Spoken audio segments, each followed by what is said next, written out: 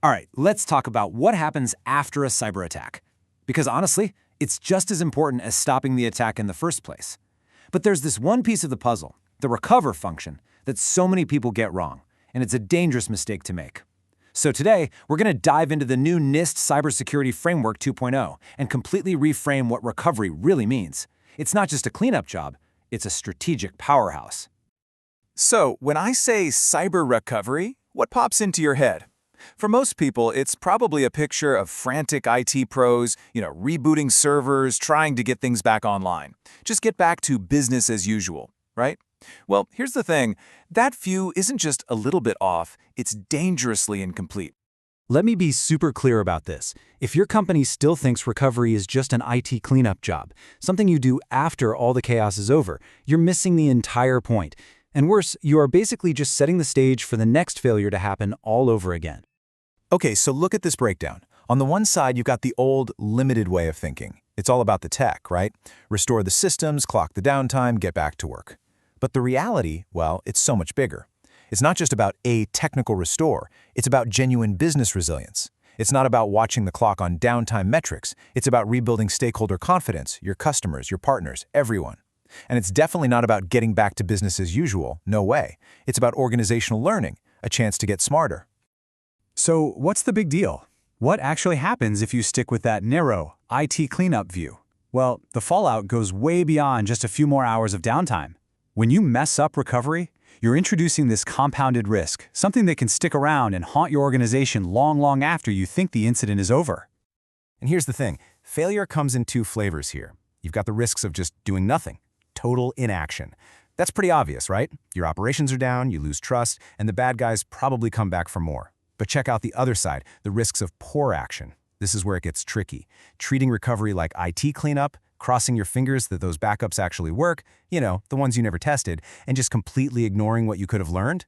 These aren't accidents. These are choices, and they make the initial damage so much worse.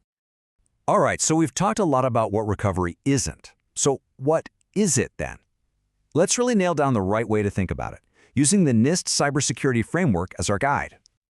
Here it is, the official definition, and you'll see it has two really important parts. The first bit is what everyone expects, timely restoration of services, assets, and operations. Okay, makes sense. But the second half, that's the real game changer. It's about enabling improvement based on lessons learned. See? It's not about just hitting a reset button. It's about using the whole painful experience as fuel to get stronger. So a good recovery plan isn't about answering the question, are the servers back on? No. It's designed to answer a much bigger, more critical business question, this one right here.